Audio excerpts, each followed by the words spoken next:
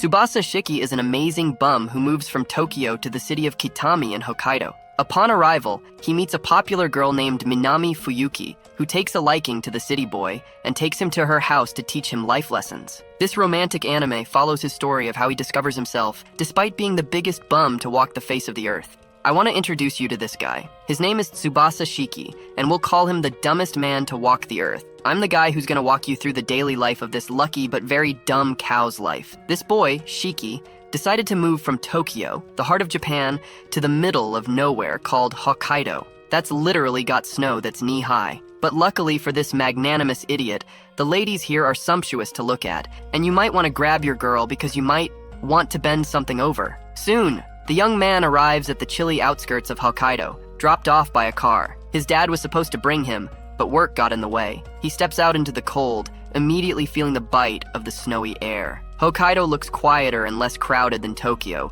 almost like a sleepy little snow town. As he adjusts to the freezing weather, he regrets stepping out so soon because this cow thought that he could walk a few miles to the actual city, but he's just a dumb cow and soon realizes it's a very, very long walk. But then he spots a stunning yellow-haired girl standing nearby, and boy, does she look sumptuous. She's bare-legged, and this shocks him because he's bundled up like he's preparing for a snowstorm. She casually informs him that his destination is a 3-hour walk away, and a taxi would take 30 minutes to arrive. He'd become an ice sculpture by then, and a very dumb-looking one at it. So they decide to wait for the bus together. During their chat, she learns he's from Tokyo, and assumes he'll look down on her small-town life. Surprisingly, he feels more at home here, since he was always considered lame back in the city. They discover they're both 16 and heading to the same college. What are the odds? He drifts off into his thoughts and almost starts thinking of all the nasty positions he could put her in, but she snaps him back to reality by sneaking snow into his clothes.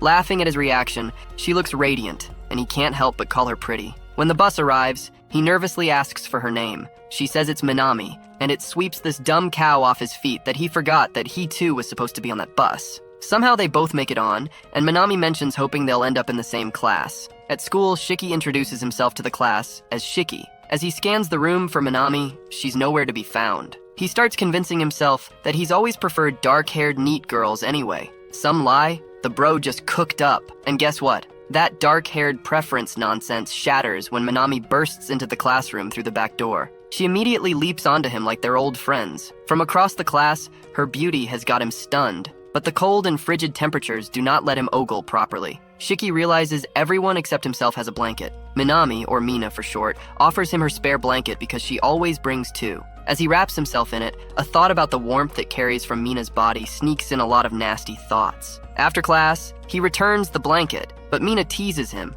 pretending it's like they just kissed. To show his gratitude, he walks her to the station, where she'll catch a train. On their way, casual chit-chat turns into an agreement for him to visit her the next day. The next day, Shiki is literally shaking in his pants since it's his first time visiting a girl. When he arrives, the room heater feels like a godsend because outside was nothing short of minus 80 degrees. Oof, that's cold. He begins to relax while Mina playfully teases him, keeping the mood light. She brings him some thick yogurt, but spills a bit on her tracksuit. She steps out to change and returns in cozy linen nightwear, looking effortlessly elegant and like a full-course meal. Shiki's mind starts battling inner demons as he tries to stay composed. To distract himself, he pulls out a movie he hasn't seen yet and suggests they watch it. As if Mina bending over to set up the movie wasn't enough of a test that takes something on his body out of rest, the film turns out to be a romantic one full of kissing scenes. Shiki is barely holding himself together. When Mina suddenly lets out a sleepy moan, he turns around in a panic and finds her fast asleep. Relieved and flustered, he decides it's time to leave. She wakes up and realizes what happened, running after him to apologize. Somehow, they end up at a restaurant together, ending the day not the way I wanted it to go. I needed me some action. Later, Mina sneaks up behind Shiki, who is busy reading a flyer about a winter festival. She whispers something in his ear, making him jump. She notices the flyer and asks if he's interested. He mentions he plans to check it out over the weekend. Mina, being Mina, immediately invites herself along and skips away happily. Shiki, watching her leave, starts thinking of the outing as a date. Meanwhile, at Mina's house, her mom serves dinner. Mina, her little sister, and her mom sit around the table, but her dad isn't back yet. Her mom suggests a fun family outing for the weekend. Mina hesitates for a moment, then says she's already going to the festival with a friend and can't join them. She starts to feel unsure about the plan, remembering how childish the festival felt the last time she went. When the weekend arrives, Mina and Shiki meet at the station. Shiki is nervous. Mina is amazed at how flustered he looks. At the festival, they dive into the fun. They play games, slide down snowy hills, and enjoy the lively atmosphere. While drinking warm cocoa, Shiki thanks Mina for coming along. Mina blushes and confesses she was worried he might not enjoy the festival. She begins talking about her childhood memories, walking a few steps away from him. Suddenly, she trips. The lady already took 5 steps away from the guy, but somehow Shiki manages to jump all the way to her and catch her falling down. Now, that's some Superman skill. Despite being seated 5 steps away, Shiki somehow leaps to her rescue, moving with the kind of speed that makes no sense unless he's secretly a ninja. Still, he saves her, and the moment becomes another funny memory. At school during lunch, Mina surprises Shiki with cup ramen. She remembered how much he enjoyed the food at the festival and decided to let him try something new. She prepares the noodles and feeds him, teasing him about how much he seems to love it. Shiki then opens his own lunchbox, which blows Mina's mind with how fancy it looks. After they finish eating, he thanks her for the cup ramen. She's shocked when he admits it's his first time trying it, along with several other firsts: going to the mall, visiting a girl's house, and attending a festival with a friend. Mina jokingly accuses him of being a spoiled rich kid. He denies it, but she doesn't let it go. Out of nowhere, Mina asks if she can visit his house. Shiki agrees, though he's nervous about introducing her to his grandma. On the way there, they stumble across a snow mold. Mina, always playful, drags Shiki into it. The space is tiny, and Shiki's discomfort is obvious. He manages to climb out, only to find his grandma standing there looking less than pleased. Shiki quickly introduces Mina as a classmate, which doesn't sit well with his grandma. At first, Shiki's grandma isn't happy about Mina. She tries to send her away, saying she and Shiki have something sus planned out to do. But Mina doesn't back down. She offers to help with the umbrella and even gives directions, charming her way into grandma's good graces. When Mina sees the size of Shiki's house, she gets overwhelmed and tries to back out, but grandma insists she come inside for tea. Once in Shiki's room, Mina runs around, snapping pictures and marveling at everything. Her excitement fills the room, and Shiki's grandma notices the happiness Mina brings him. Watching her grandson smile so innocently, grandma decides to trust Mina, realizing she might be exactly the kind of friend Shiki needs. Mina somehow convinces Shiki to join the class ski party, though he has never skied before and feels nervous about how he will do. It makes sense why people in Hokkaido would be skiing experts since snow surrounds them year-round. Everyone on the bus looks happy and excited, except for a quiet and very pretty girl named Sayuri, who goes by Yuri. Mina tries to talk to her but gets no response. She finds Yuri's calm and collected style admirable and hopes to be her friend someday. Yuri sits next to Shiki on the bus, while Mina sits in the row ahead. Shiki doesn't even notice Yuri until Mina calls his attention to her. When he finally looks, he stares a little too long, clearly amazed by Yuri's beauty. This annoys Mina, so she turns around and sits properly without saying another word. When they arrive at the ski field, everyone is grouped based on their skiing skills. Shiki is placed with the beginners, which, to his surprise, includes Yuri. He tries to strike up a conversation, but Yuri puts in her earbuds and ignores him. As they attempt to walk across the snow, Yuri trips and falls. Just as she manages to stand up again, Mina appears out of nowhere, soaring through the air with zero control. She is quickly scolded by the teacher and sent away, leaving Shiki and Yuri alone. Yuri finally speaks, but her voice carries a loner vibe. She admits she is jealous of Mina's bold and outgoing personality. She also asks if Shiki and Mina are together. Shiki assures her it's nothing like that. After a long while, the teacher returns to check on them, apologizes for disappearing, and gives them a lunch break. Shiki heads to the bus to grab his lunch and decides to eat in the cafeteria because eating on the bus feels awkward. However, he forgets his chopsticks and returns to get them. When he comes back, he catches Yuri mid-change, revealing a bit of her tummy and upper chest. Both of them freeze in embarrassment. Shiki apologizes and tries to leave, but Yuri stops him,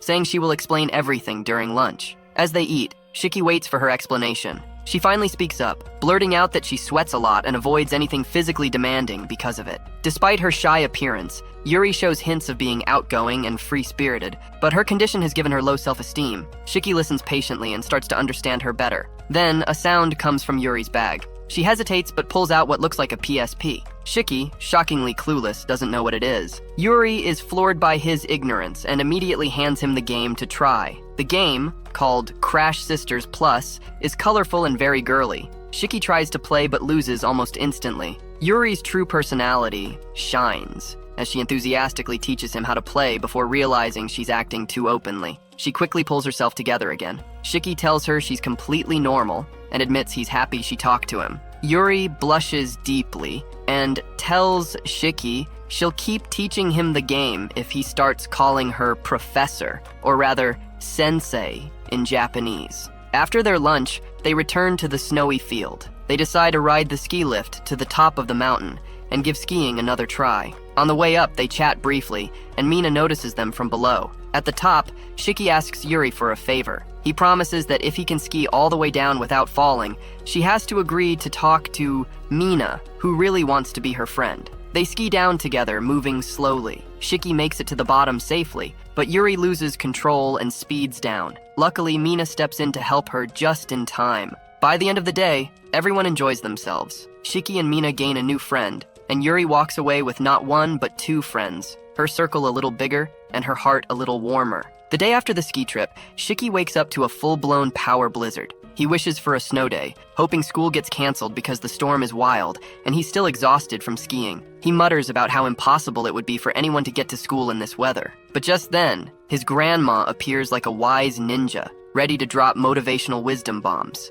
She tells him to brave the storm, and after hearing her advice, Shiki has no choice but to head out. On his way, the blizzard feels like something straight out of an anime battle, with Shiki trudging through snow as if Esdeath from Akame ga Kill had unleashed her icy wrath. Just as the storm seems too much for him, Mina and her mom pull up in a car like heroes in a shoujo scene. They give Shiki a ride to school, saving him from the winter nightmare. While in the car, Mina's mom realizes Shiki is the rich boy Mina always talks about. She wastes no time teasing them, saying they'd make a cute couple. Mina turns as red as a cherry, embarrassed beyond belief. Before dropping him off, Mina's mom jokes about giving him rides anytime there's another blizzard. At school, they bump into Yuri in the hallway. Mina runs over and hugs her, only to find out Yuri is dealing with sore muscles from the skiing adventure. In class, Mina introduces Shiki to a clever way to stay warm using heat pads that go inside your jacket. She offers him some from her own stash, but they're, straight off her body. Shiki takes them reluctantly, clearly not used to such casual kindness. Lunchtime comes, and Yuri joins their class mid-conversation. She carries her gaming device, catching Shiki's attention. Yuri tells him not to follow Mina's example because she has a local Hokkaido accent, unlike Yuri, who also grew up there but somehow doesn't. Mina doesn't mind the teasing and eagerly asks Yuri to teach her how to play the game. Yuri agrees, and soon the trio laughs and bonds over gaming like characters in a slice-of-life anime. It's chaotic, fun, and full of quirks, just like the cast of My Hero Academia. After school, the three head to the local mall, which is much quieter than the bustling ones in Tokyo. Mina and Yuri drag Shiki to the cosmetics section, pestering him for advice on what products to buy. The scene feels straight out of a slice-of-life anime like K-On!, filled with lighthearted giggles and playful banter. Shiki awkwardly offers his opinion, but it's clear the girls are having more fun teasing him than actually shopping. Later that evening, Shiki gets stuck on his homework and messages Mina for help. She surprises him with a video call from her bathtub. Shiki freaks out as she casually chats, completely unbothered. She hasn't even started her homework, which makes her feel like the female version of every procrastinator ever. She suddenly jumps out of the bath mid-call, her phone slipping from her hand as she falls. For a brief moment, it's a perfect storm of accidental exposure. But luckily Shiki's phone also slips at the same time, saving both of them from seeing anything too embarrassing. Mina asks nervously if he saw anything, and Shiki reassures her that he didn't. The cosmic alignment spares them both. The next day, Mina faces the consequences of her carefree attitude when she gets in trouble for not turning in her homework. It's another day of chaos and comedy in the life of this quirky trio. Mina, Shiki, and their classmates headed to a karaoke spot for a night of fun. Mina grabbed the microphone and started singing her heart out. Her voice was mesmerizing, almost as if an angel had decided to drop in and show off some karaoke skills. What really stood out, though, was the opening scene on the screen. A skeleton and a hallway of skeleton heads. Talk about a spooky vibe to start a love song. When Mina sang the words, "I love you," Shiki felt something deep inside. It was like a guitar string, and his heart got plucked. Everyone was blown away by her performance, clapping and cheering for her beautiful voice. She had the whole crowd hyped. After her song, Mina turned into the karaoke coach for Shiki and Yuri, helping them pick songs and cheering them on to sing along. The group had a blast, laughing and enjoying the music. While they chatted about exams and random stuff, the room was peacefully divided, the guys on one side and the girls on the other. But Mina stirred things up by bringing up Valentine's Day. Shiki secretly wondered who she'd give chocolates to this year. One guy boldly asked Mina for chocolates, and she happily agreed, mentioning she planned to make more than the 60 she gave out last year. That was a serious chocolate overload. I couldn't help but think that someone who gifts so many people probably doesn't have a special someone yet. When the group asked Yuri about her Valentine's Day plans, she shrugged it off, saying she'd rather save for a PlayStation 5 than make chocolates. The hangout ended with just Mina, Shiki, and Yuri left. Both girls wanted to know if Shiki had fun.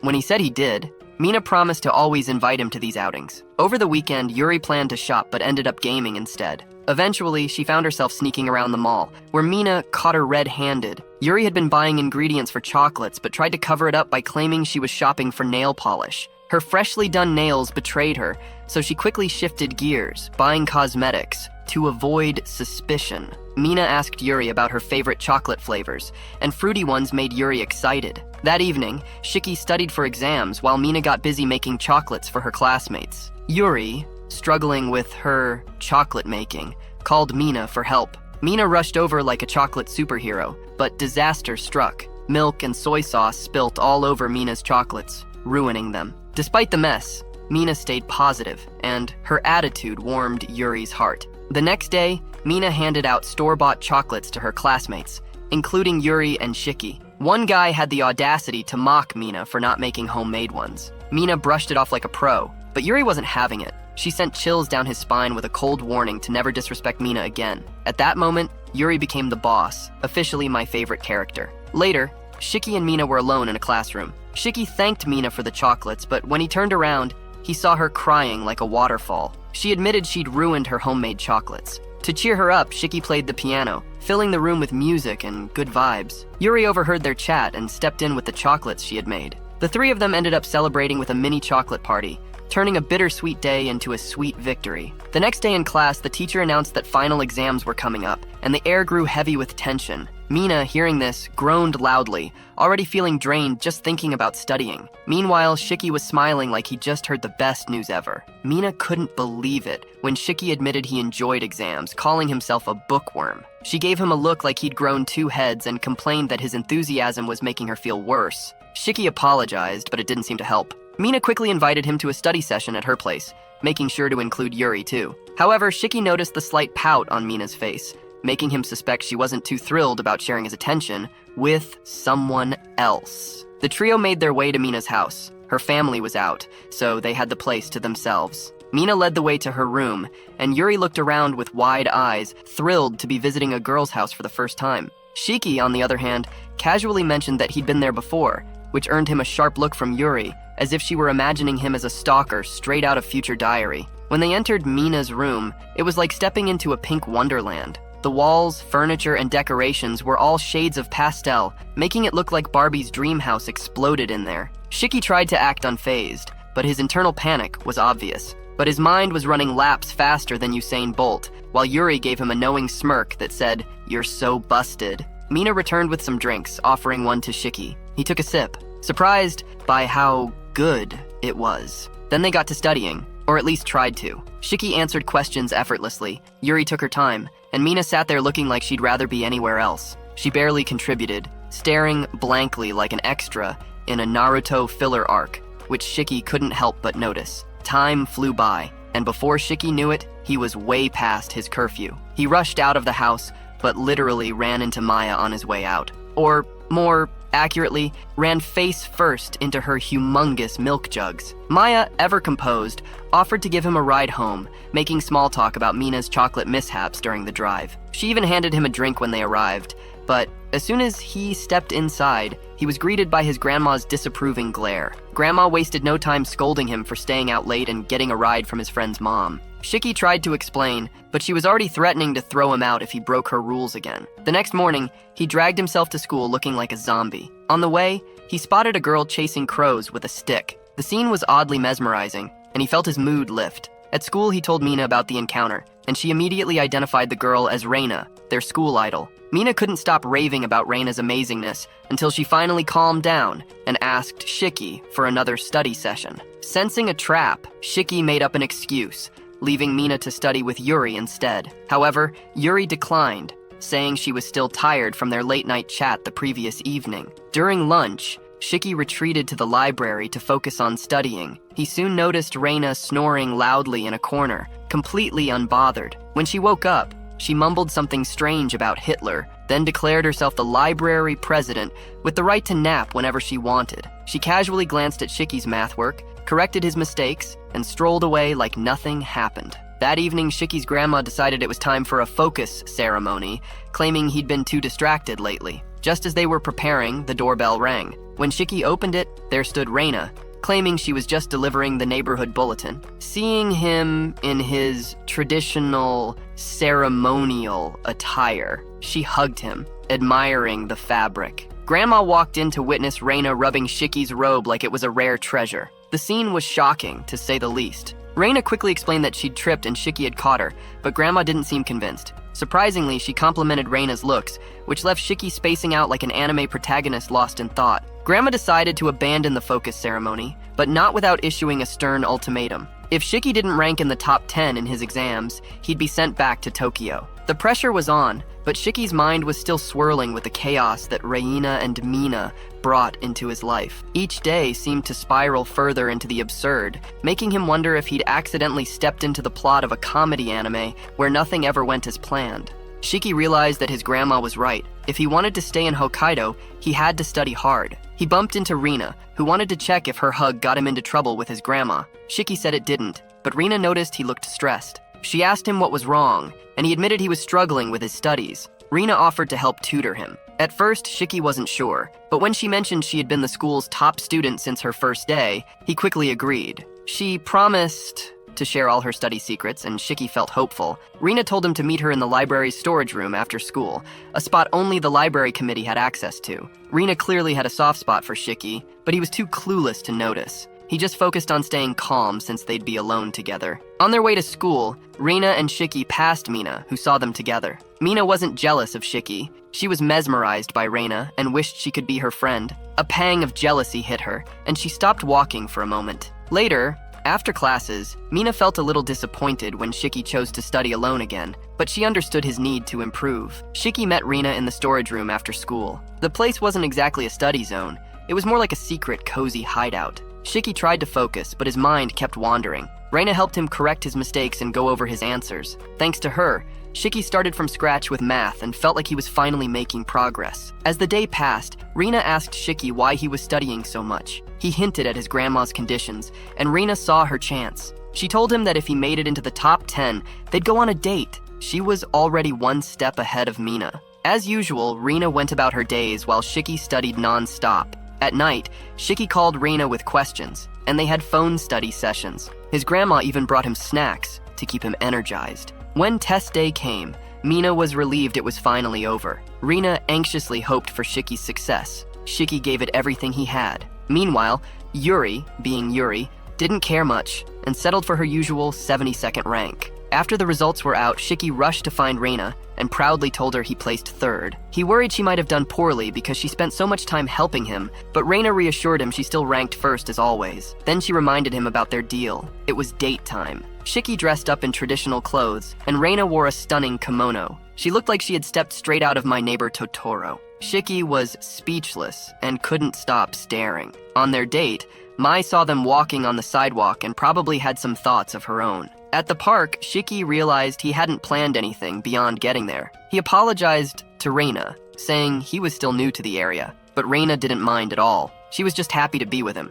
It would be easy to think that Shiki and Reina were already a couple, and honestly, it looks like that's where their relationship is headed. Mina decided to bring in Yuri to help spy on them. They were at a mall, hanging out while Shiki and Reina wandered around. The two of them ended up at a crane game shop, where Reina wanted a weird soft toy, and Shiki tried his best to win it but failed miserably. It was a total disaster. Yuri, who was a pro at crane games, thought Shiki was hopeless and wanted to step in and help, but Mina stopped her before she could blow their cover. Shiki managed to win a little squirrel toy for Reina, and it just made Mina more annoyed. Meanwhile, Yuri was getting distracted by the crane game and almost emptied the entire machine of prizes. In the chaos, they lost track of Shiki and Reina, who decided to watch a movie instead. The movie really affected Reina, especially the female lead, who struggled with needing approval from others. Reina said that she also felt like she always needed approval, even though she was the top student everywhere she went. Despite all her success, she still felt unappreciated.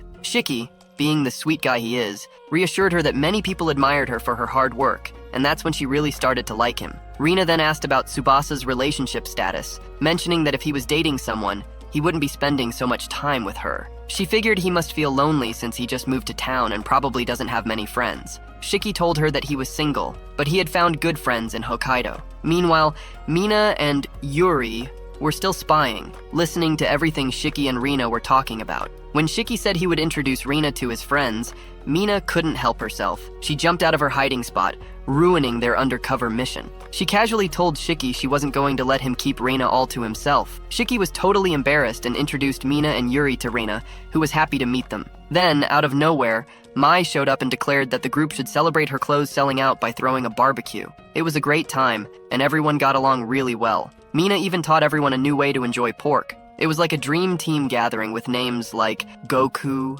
Luffy, Saitama, and Naruto, plus others like Tokito, Shasha Braun, Lord Beerus, and Tengen. The table was so organized it could have been a poster for teamwork, though adding Rengoku would probably cause a mess with all his umai after every bite. It would definitely be an epic dinner party if all these characters came together. Mai had a little fun teasing Tsubasa, joking that he was surrounded by 3 beautiful girls. Mina admired Rina's brains and looks, while Yuri thought Rina had it easy since she was so smart. Mina quickly corrected Yuri, saying Rina worked hard to be the best. Shiki backed up Mina's claim, which made Rina smile even more. As they were leaving, Mina asked Shiki about his relationship with Rina, making it sound like it was something more than it was. Shiki assured her that it wasn't like she thought, and it made Mina happy. She teased him about a future date, joking that he'd spend the night, though she was serious about the date itself. It was all fun and games, but clearly things between Shiki and Rina were getting more serious. White Day was just around the corner, and Mina and Yuri couldn't wait to see what Shiki would prepare for them. Their excitement was through the roof when Shiki showed up at school. Mina wasted no time running up to him, eager to hear his plans. Shiki assured her he was working on gifts. But the moment got interesting when a red-haired guy started eavesdropping on them. It was Matsuo, the same guy who had a rough encounter with Mina on Valentine's Day and ended up getting a threat from Yuri. Since then, he had been on his best behavior and wanted to make amends with a White Day gift. Matsuo asked Shiki for advice on how to handle the situation. Shiki encouraged him to apologize sincerely, saying Mina would forgive him and Yuri probably would too. Meanwhile, Shiki had his own plans for White Day. He wanted to make sweets for Mina, Yuri, and Rina, so he turned to his grandmother for help. She loved the idea of the new customs and gladly taught him how to make his favorite rice cakes. On White Day, Matsuo mustered up his courage and apologized to Mina properly. Shiki and Yuri, who were eavesdropping again, couldn't resist stepping out to see how it went. Yuri accepted the apology, and Matsuo sweetened the deal by gifting them boxed onion pies from Uzenya. Shiki then gave them the rice cakes he had made, which were a big hit. Later, Shiki told his grandmother how much everyone loved the sweets, and asked for the recipe so he could share it with Mina, who wanted to try making them at home. To show his appreciation, Matsuo invited Shiki to go smelt fishing on a frozen lake. Shiki, being up for a new experience, agreed. When they arrived, they ran into Mina, who was there with her dad. She explained that this was a yearly family tradition. They all decided to fish together, but luck wasn't on their side at first. Matsuo went to check on his dad, leaving Shiki and Mina alone for a bit. Shiki asked Mina if she was bored, and she said she was always happy to be with him. She started talking about her dream of becoming a makeup artist, showing him the latest makeup trends. Even though she also planned to study abroad, she said her passion for makeup was strong. Shiki thought she had a natural talent and encouraged her to pursue her dream, which made her heart flutter. Noticing Shiki's nice skin, Mina offered to apply some lip balm on him, which was a trap in disguise. Shiki thought it might lead to an indirect kiss, but Mina had a direct kiss in mind.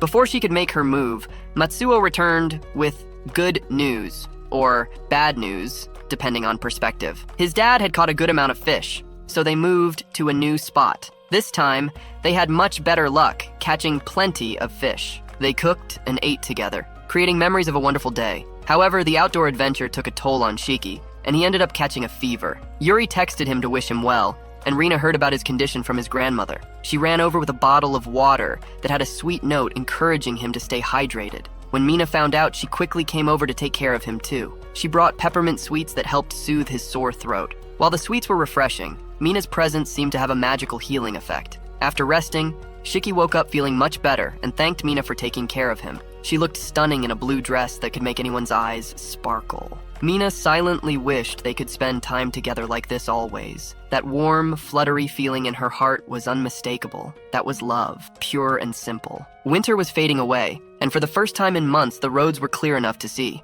Kids could finally run around without looking like tiny adventurers braving an Arctic tundra. Mina waited eagerly for Shiki so they could walk to school together. She was nervous about being in different classes and wanted to spend as much time with him as possible. Shiki promised her they'd still find time to hang out, but fate, or maybe the anime gods, had other plans. They ended up in the same class, joined by Yuri and Matsuo. Yuri, as usual, was excited about gaming with Shiki later. In class, the teacher asked for volunteers to take on the roles of president and vice president. Matsuo didn't hesitate to nominate Shiki, and Mina and Yuri were quick to back him up. Shiki agreed to take the president role, and Mina snagged the VP spot before Yuri could. Poor Yuri hesitated for just a moment too long, proving why it's always better to speak up when you want something. Later that day, Yuri introduced Shiki to an online multiplayer game she was obsessed with. Her character, Tamu, invited his character, Hanakoto, to her virtual mountain, a place she'd carefully crafted with pride. Shiki was her first ever visitor, which made it feel special. His in-game setup was still at default, so Yuri brought him to her mountain to help gather resources. Together, they collected wood and built a Frankenstein-looking house that Shiki pretended to like. During their adventure, Yuri admired how bold everyone had been earlier that day. She noticed how much Shiki had grown from being quiet to someone who defended others, especially when he stood up for Mina against Matsuo. It was a small moment, but it stuck with her. The next day, Mina and Shiki stayed back after school for some extra work. Mina couldn't resist dropping hints about wanting more time with Shiki. He teased her for being playful, but he had no idea how much her feelings for him had grown. In her heart, a tiny flower of love had blossomed into an entire garden. Just as things were getting interesting, their teacher showed up and ruined the moment. On their way home, Mina casually asked Shiki to set a day aside so they could hang out. She told him she had something important to tell him. This was a classic "ow" moment, like Kevin Hart hyping up the suspense. Something big was definitely about to go down. Shiki waited by the station, looking around like he'd lost something important.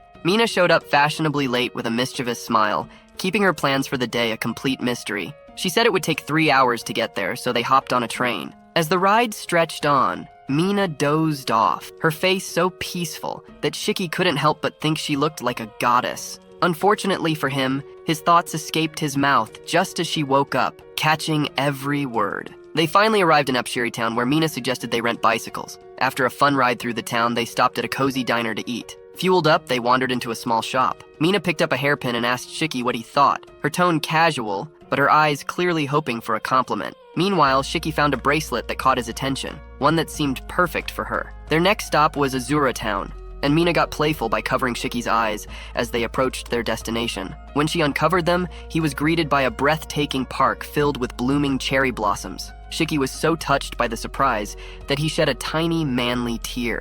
They snapped a ton of pictures, laughing and soaking in the moment. Mina told him she used to visit the park with her family, and they even asked an elderly couple to take a photo of them together. The adventure wasn't over. They climbed a hill to visit a shrine, where Mina quietly wished to return with Shiki in the future. Shiki hoped their bond would only grow stronger. Spotting a nearby go-kart track, Mina lit up with excitement, knowing Shiki had never raced before. They zoomed around the track, laughing and competing like kids, capping the fun with some ice cream. As the day wound down, it was time to head home. Shiki surprised Mina by giving her the bracelet he'd bought earlier, and she asked him to put it on her wrist, creating a sweet and romantic moment. Mina then asked how they might have looked to others during their day out. Shiki, completely clueless, replied that they probably looked like close friends. Mina's smile faded instantly, and Shiki realized he'd messed up big time. Just as he tried to confess, Mina cut him off. She dropped a bombshell. She planned to study makeup artistry abroad. She explained she felt behind since everyone else seemed so focused on their goals. She even admitted she was inspired by Shiki's drive and calm energy. Shiki was heartbroken and hugged her tightly, holding on like it might be the last time.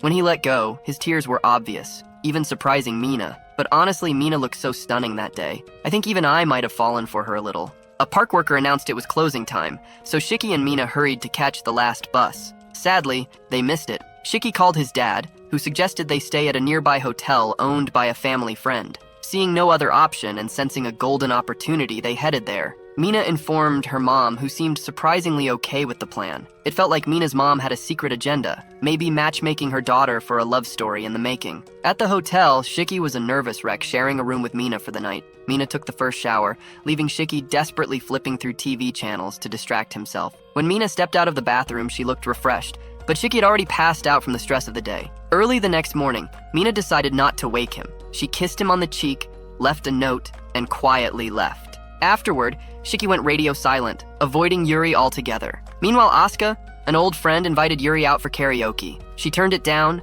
but Asuka teased her about needing a boyfriend, sparking a blush that practically screamed she already had someone in mind. Yuri's reaction made her feelings obvious. Soon after, Mina and her mom told Yuri about Mina's plans to study abroad. Mina took the moment to thank Yuri for helping her realize her dream, leaving Yuri touched but bittersweet. When Yuri broke the news to Shiki, it hit him like a ton of bricks. Though he still had Mina's note, he couldn't muster the courage to see her. But as the days passed, regret bubbled up. Realizing he couldn't let her leave without saying goodbye, he begged his dad, Hirota, to take him to the airport. Hirota, being the MVP dad, canceled an online meeting to drive him there. At the airport, Mina was lost in her thoughts and didn't notice Shiki calling. He finally caught up to her, pulling her back in a dramatic fashion. She blushed when he handed her the hairpin they picked out together and poured his heart out about cherishing their time. Mina laughed, revealing she was only going abroad for 2 weeks. She admitted she should have explained earlier. They both laughed at how over the top the moment was. 2 weeks later, life went back to normal. Shiki brought snacks to class, knowing Mina would be back. When she returned, she started munching on them right in class, looking happy to be home. It was like she never left. Sounds like a happy forever after she. Now we have come to the end of this anime recap. Don't forget to like and subscribe, and let us know what anime you'd like us to recap next.